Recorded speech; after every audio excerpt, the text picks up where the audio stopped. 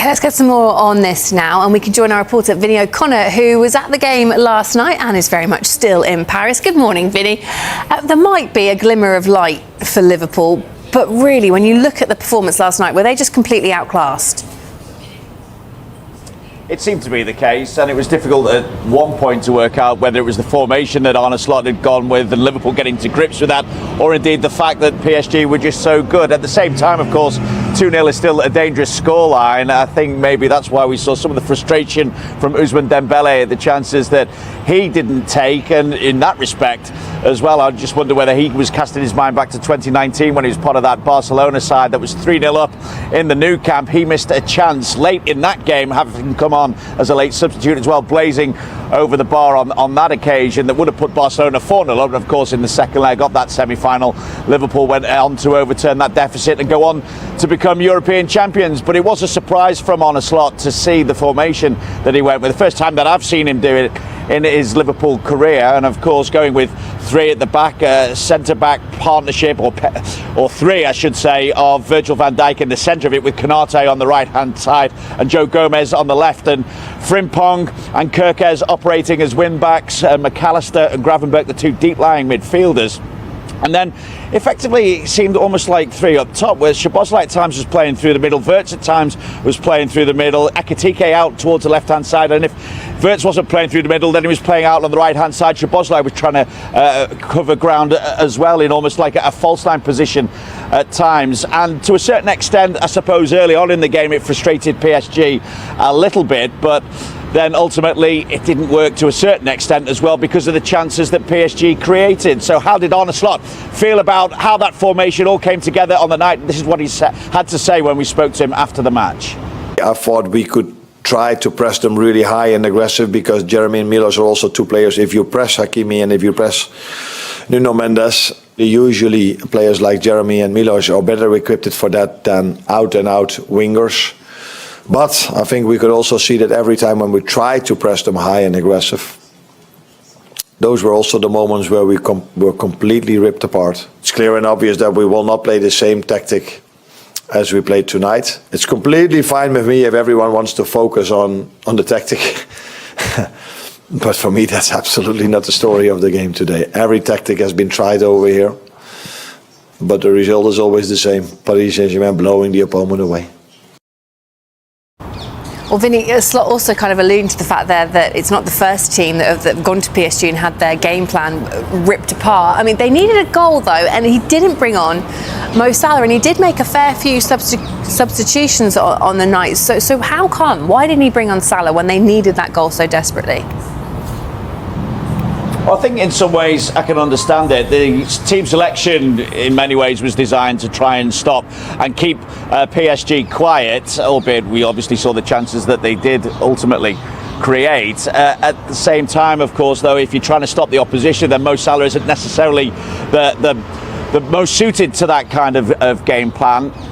And as you say, though, Hannah, the fact is Liverpool effectively didn't lay a glove on PSG, no shots on target. When you're in that situation and it's only a 2-goal deficit that you're facing, then maybe it's worth rolling the dice and trying to snatch something. And Mo Salah, again, we saw even in that defeat to Manchester City having chances, particularly early on as well, where he didn't take the shot early, took that extra touch, and Kuzanov was able to get back and make the block. So in that respect, as I say, I think there is an argument to say that why not utilise Mo Salah in those circumstances when you're searching for a goal. It was certainly something that was put to Arne Slot at the end of the game, and this is what the explanation that he gave as regards his reluctance to use Mo Salah on the night.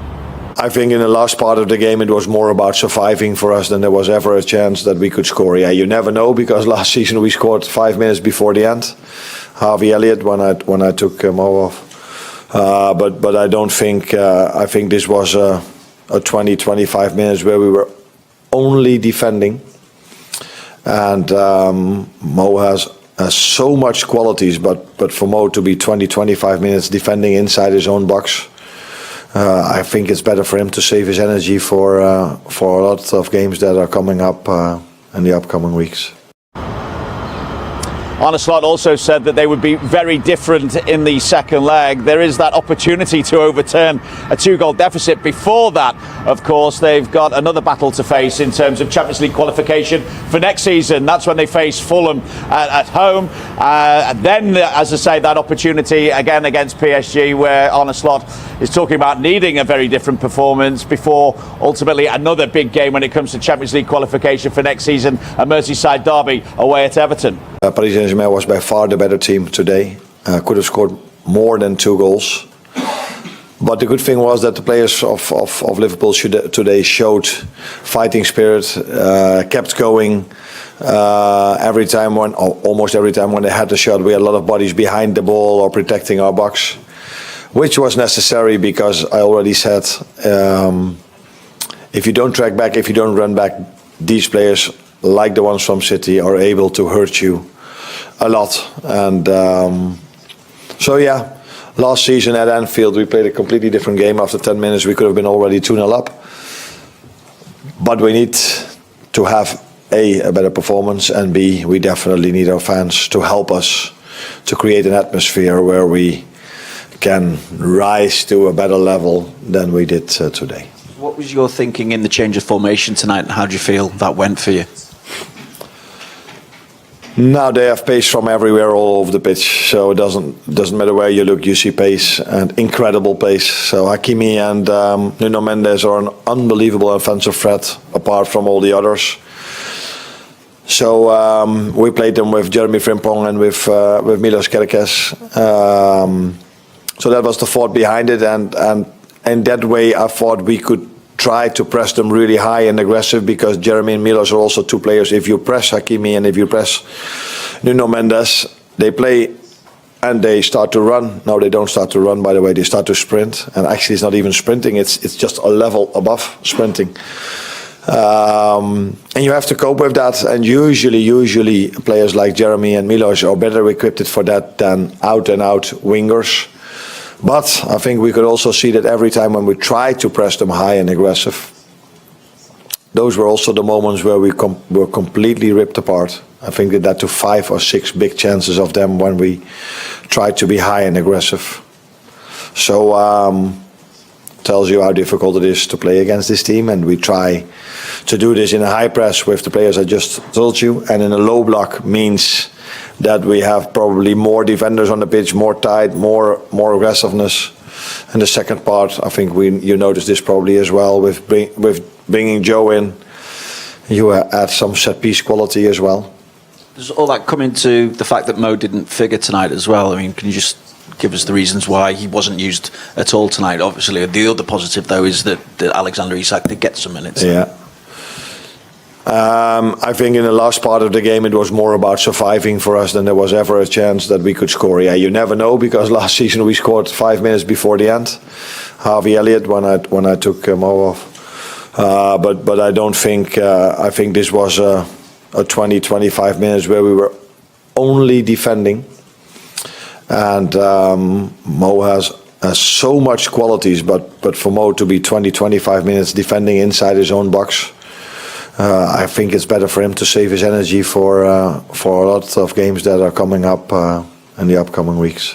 You'd have wanted a lot more shots on goal today, but was that because kind of against this team you're in survival mode for quite a lot of the game?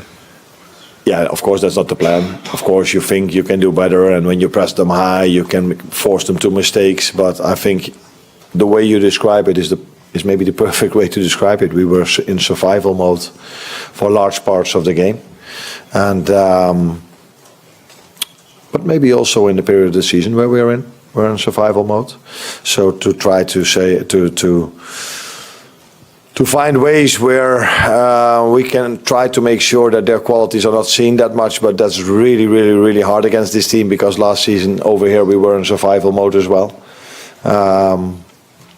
But as I said, Paris Saint-Germain was the better team, but we didn't give up, and that's why we have a chance now still in this tie, because they kept us alive by not scoring a few open chances, and now we can bring the tie back to Anfield.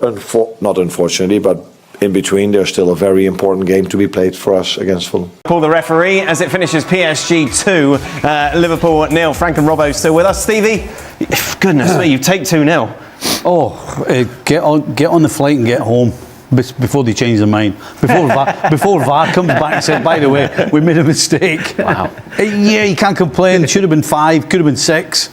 They got outplayed. I heard the commentators talking about, this could be another Anfield night. I think that's a bit of a stretch. No complaints, just lucky. Slot tried something different, though, tactically, didn't he? I was glad that he did. I was glad he did. We said in the show the other night that you can't keep doing the same thing and keep being so bad. You have to change something, and he did. Now, unfortunately for him and Liverpool, they were playing against a side who, in terms of the movement of the front players, is absolutely scary. You know, we saw with the amount of chances, and I can sit here and go, well, he shouldn't have been weighed too wide, but at the end of the day, they'll tear apart any defence when they're in that sort of mood. Luckily for Liverpool, they weren't in the mood to take those chances, and that's why Liverpool are, I guess you could somewhat say they're still in the game, but if you're realistic, they're not. I mean, changing it to 3-5-2 basically, with Wirtz floating around, basically meant he didn't have to tell Mo Salah he was dropped because he's been playing badly. I'm dropping you because I'm not playing with any wide players. And so it kept him a little bit more solid early on, but if Dembele had his shooting boots... Yeah. Was it Dewey the challenge for the penalty? Yeah. Dewey with the first chance where he hit it straight at Mamardashvili, and then the one where Konate gets round to make the challenge, the ball gets stuck under his feet a little bit. If he gets a decent touch in that, so it could have been easily, and I mean easily, 5 or 6. I don't see any redemption for Liverpool here at Anfield because they're going to outplay them again. And Vitinha, I mean, they're all really tidy on the ball, and the movement's great, but Vitinha, the little guy in the midfield, just dictating and controlling, getting the ball up, starting moves, switching play, you know, everything about his game. And he's only a little guy in there, but he just drives this whole PSG team forward, and I don't remember him, and I'm sure he did, but I don't remember him losing the ball in this game. He was absolutely brilliant. Yeah, PSG far from their best, but they absolutely bossed this game, as we expected, Frank. Yes, exactly. Even if I'm a little bit frustrated, and some players, PSG players after the game said they were frustrated, not satisfied with the result, because they thought, and everybody thinks the same, they thought they should have scored more goals and finished the game. Well, thanks to the ref as well, yesterday with Olise, didn't give a penalty at the end of the game, but whatever. But just for Craig, for just something that I was told, Vitinha touched 145 balls and gave passes to, and didn't lose one ball. That's insane. And when you see Neves also capable of doing what he did when Kvaratskhelia scored the goal, because the assist come from him, and so many others, Mendes on the left side, Hakimi on the right side, it's hard to not believe that Liverpool can survive even if they have the crazy Anfield atmosphere. It's going to be scary for maybe for 5-10 minutes for Paris Saint-Germain, but really I don't see how they can overturn anything, and especially scoring more than 2 or 3 goals to Paris Saint-Germain. Robbo? Well, the problem that Liverpool had by playing with a back three at times, PSG didn't have a centre forward because Dembele was going here, there and everywhere. So they were outnumbered elsewhere on the field, and that's why Vitinha could find space and he could dictate the play. And then when players made runs from midfield or made runs from wide, the Liverpool players, as we've seen, whether they're playing with a back three, a back four, they don't pass people on, they don't see danger, they don't recover quickly enough. You know, even the goal where Kvaratskhelia scores, I was watching Van Dijk, who gave up on it on the edge of the penalty box. If he'd have continued his run, he might have got tackle in on Kvaratskhelia, but he didn't do so, and and that's been happening all season. It's not going to change now whether they play with a back three or a back four. In the end, PSG were far too good for them. It's true what we said. We were talking about this yesterday, saying for Arne Slot, and somewhat it's worked out this way, that he walks out relatively unscathed, because we were talking yesterday saying this could be a mess. Sure. And where does he recover from a mess? You know, if this is 5 or 6, which it should have been, 5 or 6. How does he deal with the press? How does he deal with the supporters? How does he go into the second leg if he even gets to the second leg? And that's still going to be a conversation down the line after the PSG second leg takes place. But I think had he gone into it with the scoreline it should have been tonight, I think he'd have been maybe getting a phone call from his board. So a little bit unscathed, but again, after the second leg, it could be curtains for him. What were the French broadcasters saying, Frank? Oh, well, you know what, I wanted to talk about that. You know, many people and pundits in France, you know, and myself, we found that it was the hardest task for Paris Saint-Germain against Chelsea on the first leg. And have you seen what happened on the second leg? It's been a shocker for the Blues fan, and imagine it can happen the same. That was a bad day for Paris Saint-Germain forward line in terms of scoring goals. That's not what they are capable of doing. Dembélé didn't have a good game, missed too many chances. So imagine if they are on a good day at Anfield. Yeah, that can be hard for the Reds. What's UEFA standards on penalties here? I'm not talking about the Canati one so much. We saw you have to push in the bank. The second one. Yeah. Well, basically, that's where I'm going to. What's their high bar that a player yesterday in Michael Olise was clearly barged in the back, in front of goal? Nothing. The referee not even told to go and have a look in the monitor for himself. Yeah. And now today, Mendy about to cross the ball or shoot is pushed. Yeah. So one-handed shove. There you go. Where's the criteria? Told him not. They told him not to go. That's a scary thing. What criteria has to be met for you to get a penalty kick from a push in the box? Because this is 2 games, and we're in the quarter-finals here. We're in 2 games that we all sat here and went, holy smokes, what's going on? You're talking about a decision that you can't possibly sit and fathom out. No. How a referee can watch that and not give a penalty. No, we could sit and say with the Canati one, well, there's not enough contact. There's not enough. But on these shoves, if you can figure out what he's thinking, then good luck. Because any normal former player and certainly official, if you cannot see that, you're in the wrong job. Well, they'll say it's not enough. But how can the counter argument to that would be, how can it not be enough when a player's about to strike a ball and you shove him off balance, and therefore he makes a mess of the pass or the cross or the shot? I mean, it's and we think it's just some of these league matches we see in La Liga and the Premier League and other leagues, but it seems it's a bit of an endemic at the moment. Sometimes we want to be nice to referees, you know, and but it's hard, you know, to be too nice. And because of yesterday and today, and clearly people at the VAR were maybe at the bar or maybe in the restrooms, I don't know. But again, you know nothing. And Stevie's right, it's not for you. That job is not for you. So all the people in the VAR, in the booth, get out of the job because you know nothing. And yesterday that was the same. I can get frustrated. Imagine Liverpool win 3-0 at Anfield within 6 days or 7 days, and you say, well, we had a penalty, but that's just something. It's just nothing. No, it's big time. It's, as Craig said, it's quarter-final of the Champions League. You have the best player. Can we have the best referees? Can we have people standing in the booth and not going to the restroom every 5 minutes to make a bad decision? It's enough. We are fed up. We shouldn't discuss about that because it's clear. It's you have to little bit feel the football. They don't feel anything. Robbo, you said not a push for me. I can see what the problem is. Get out. I can see what the problem is.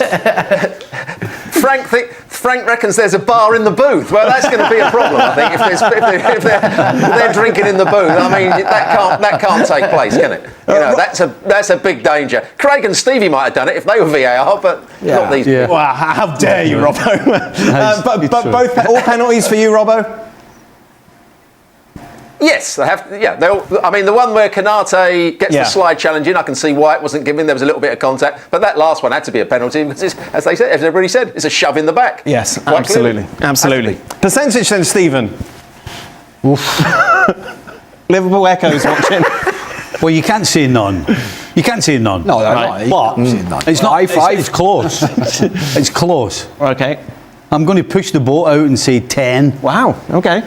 Well, because, and you know what, as much as anything, not just in this game, but all season, Liverpool cannot pass the ball to each other consistently. Yeah, I thought 10 was quite high, Stevie. That's why I said wow. Well, I think everybody else should say So, to get from one end of the field to the other, you're going to have some passes, and they can't do that. Right, and that's an issue? And that is a bit of a problem when you play soccer. I think if everybody else says 50-50, you're definitely going to be in the echo exactly. chamber. I don't think the issue for them is what Liverpool do. I think the big problem for them is what PSG do. Yes, yeah. And if PSG do what they did tonight and do it better, then it's going to be all over.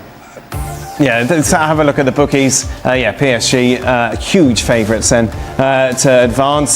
Frank? Yeah, again, it's impossible to say none, but I give 5% chance to Liverpool. That's it. People keep saying that, well, not people, one or two on commentaries and that, and say, well, what about that Galatasaray night recently? But coming from behind after losing in Istanbul, but let's be honest about it. They are absolute. I mean, they made Liverpool look good. Galatasaray, right? So that if you're thinking that was a great Liverpool performance, it was a good night, but it was nothing more. Arsenal's internal shakeup continues, and the latest departure signals that the restructuring behind the scenes is far from over. James Ellis has stepped down from his role as technical director just 7 months after being promoted. According to BBC Sport, Ellis, who only took on the position last August after serving as head of recruitment, has now left the club amid what appears to be a wider internal overhaul. His exit doesn't come in isolation. In December, Arsenal appointed former Napoli executive Maurizio Micheli to a senior recruitment role, a move widely seen as part of the club's long-term structural reset. Just months earlier, Andrea Berta had been confirmed as sporting director, effectively replacing Edu Gaspar. That appointment alone signaled a new era. Now, with Ellis gone, the transformation feels even more deliberate. Ellis joins Edu and former CEO Vini Venkatesham among high-profile departures from the Emirates hierarchy. Both Edu and Venkatesham moved on to new roles. Edu taking on a global director of football position at Nottingham Forest, and Venkatesham joining Tottenham. However, neither situation appears entirely stable. Edu's time at the City Ground has reportedly been turbulent. Nottingham Forest's dramatic drop in form since his arrival has raised serious questions about the project's direction, and indications suggest his tenure there may not last much longer. Meanwhile, at Tottenham, Venkatesham has come under intense scrutiny from Spurs supporters, particularly for his initial backing and continued support of Thomas Frank, even as results and performances deteriorated from December onward. Eventually, Igor Tudor was appointed interim manager, and his first match in charge came in the most demanding fixture possible, the North London derby against Arsenal. Despite having just 7 days in the job, the 47-year-old Tudor understands the magnitude of the occasion and the adversity he's facing. "We trained with 13 players," Tudor admitted. "That's the reality. It's not ideal, but in moments like this, the challenge becomes even greater. And so does the opportunity to succeed." He added confidently, "We will have 13 players ready, and that's more than enough to achieve what we want on Sunday. I understand the importance of this match. It's a North London derby. Everyone expects 3 points from us. We are aware of that." Arsenal, however, arrive at the derby carrying frustration of their own. Consecutive draws against Wolves and Brentford have slowed their momentum, and Mikel Arteta made it clear there could not be a better fixture to respond. "It's the next game, and it's the one we're most excited to play," Arteta said. "If we could play today, we would. We have to use that feeling in our stomach the right way, and show it on Sunday." There are also selection decisions looming. Despite Eberechi Eze scoring 3 times in the reverse fixture, his place in midfield is no longer guaranteed. Competition has intensified, particularly after positive fitness updates on Kai Havertz and Martin Odegaard, both capable of operating in similar roles. "We'll have to wait until tomorrow," Arteta said cautiously. "But there's a strong possibility that both of them will be available." With tension rising both on and off the pitch, this derby feels bigger than usual. Arsenal are reshaping their leadership structure. Tottenham are battling instability, and both clubs are searching for momentum at a crucial stage of the season. Sunday won't just be about 3 points. It's about direction, identity, and control in North London. The broader picture, however, stretches beyond one derby or one boardroom exit. What is unfolding at Arsenal is a defining phase, a moment where structural decisions off the pitch could shape the club's competitiveness for years to come. The departure of James Ellis raises natural questions about continuity and recruitment strategy. Arsenal have invested heavily in building a data-driven, modern scouting network over the past few seasons. Under Mikel Arteta's leadership, recruitment has largely aligned with a clear footballing identity: younger profiles, tactical intelligence, technical security, and long-term resale value. Now, with Maurizio Micheli and Andrea Berta positioned as key figures, the club appears to be centralizing authority even further. For supporters, the concern isn't necessarily change, it's instability. Frequent turnover at executive level can create uncertainty during crucial transfer windows. With the summer approaching and expectations growing after consecutive near-title pushes, Arsenal cannot afford missteps in squad planning. Rivals are strengthening. Margins are thin. Every decision matters. On the pitch, the North London derby carries added psychological weight. Arsenal's recent draws against Wolves and Brentford weren't just dropped points. They dented momentum at a critical juncture of the season. Title races are often defined by response, how quickly a team reacts after disappointment. Arteta understands that narrative. Privately, there is belief within the squad that performances have not dipped as sharply as results suggest. Arsenal have maintained strong possession metrics, defensive structure, and chance creation numbers in recent matches. The issue has been efficiency, converting control into decisive moments. Against Tottenham, that margin for waste disappears. For Spurs, the situation feels even more volatile. Igor Tudor's interim appointment reflects urgency rather than long-term planning. Training sessions with limited numbers underline the squad's injury struggles, and depth will be tested against one of the league's most organized sides. Yet derby matches rarely follow logic. Emotional intensity often overrides tactical predictability. Another layer to the story is the competitive landscape at the top of the table. With Manchester City and Liverpool maintaining relentless standards, any slip can reshape the standings instantly. Arsenal know that draws at this stage can feel as damaging as defeats. The pressure is no longer about proving progress. It's about delivering silverware. Internally, Arteta's message has reportedly been direct: block out external noise. The boardroom reshuffle, media speculation, and scrutiny around player selection cannot bleed into matchday focus. Leadership inside the dressing room, particularly from senior figures, becomes crucial in moments like this. There is also anticipation around the possible return of Kai Havertz and Martin Odegaard. Their availability would not only boost tactical flexibility, but also restore leadership and composure in key phases of play. If both are fit, Arteta faces a selection dilemma, but one he would welcome. In North London, perception shifts quickly. One result can calm doubts or intensify them. A victory would reassert Arsenal's authority, silence questions about momentum, and reinforce belief in the current project despite executive turnover. A setback, however, would amplify concerns about consistency at the worst possible time. Ultimately, this is a convergence of narratives: structural change, title ambition, squad depth challenges, and historic rivalry. The derby will not define the entire season, but it will send a message. And right now, both clubs are desperate to control that message.